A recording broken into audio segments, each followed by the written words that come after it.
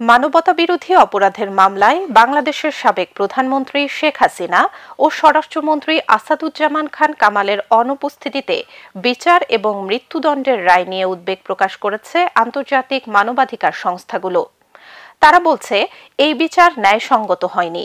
Human rights watch বলছে, দুইজনের অনুপস্থিতিতেই বিচার করে মৃত্যুদণ্ড দেয়া এবং তাদের পছন্দের আইনজীবী দেয়ার সুযোগ না দেয়া গুরুতর মানবাধিকার উদ্বেগ তৈরি করছে। জাতিসংঘের মানবাধিকার কার্যালয়ও এই রায়ের বিরোধিতা করেছে। একই সঙ্গে তারা বাংলাদেশের ন্যায় বিচার প্রতিষ্ঠার উপরও গুরুত্ব আরোপ করেছে। বিস্তারিত রিপোর্টে।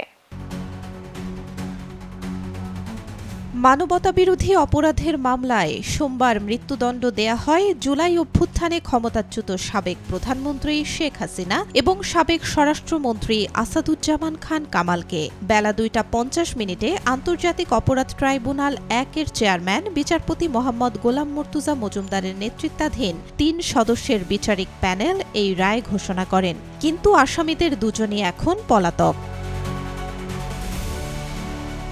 এরপরই তাদের অনুপস্থিতিতে বিচার এবং মৃত্যুদণ্ডের রায় নিয়ে উদ্বেগ প্রকাশ করেছে আন্তর্জাতিক মানবাধিকার সংস্থাগুলো। অ্যামনেস্টি ইন্টারন্যাশনাল মনে করে, এই বিচার ন্যায্য ও ন্যায়সঙ্গত হয়নি। যাদের বিরুদ্ধে মানবতাবিরোধী অপরাধের অভিযোগ এসেছে তাদের অভিযোগ তদন্ত করে দেখা উচিত ছিল এবং ন্যায্য বিচার প্রক্রিয়ার মধ্যে দিয়ে যাওয়া উচিত ছিল। যারা এই অপরাধের শিকার তাদের ন্যায় পাওয়া দরকার ছিল। সংস্থাটি আরও বলছে, মৃত্যুদণ্ড মানবাধিকার লঙ্ঘন করে। এটা অমানবিক শাস্তি। কোনো ন্যায় প্রক্রিয়ায় মৃত্যুদণ্ডের শাস্তি থাকা উচিত নয়।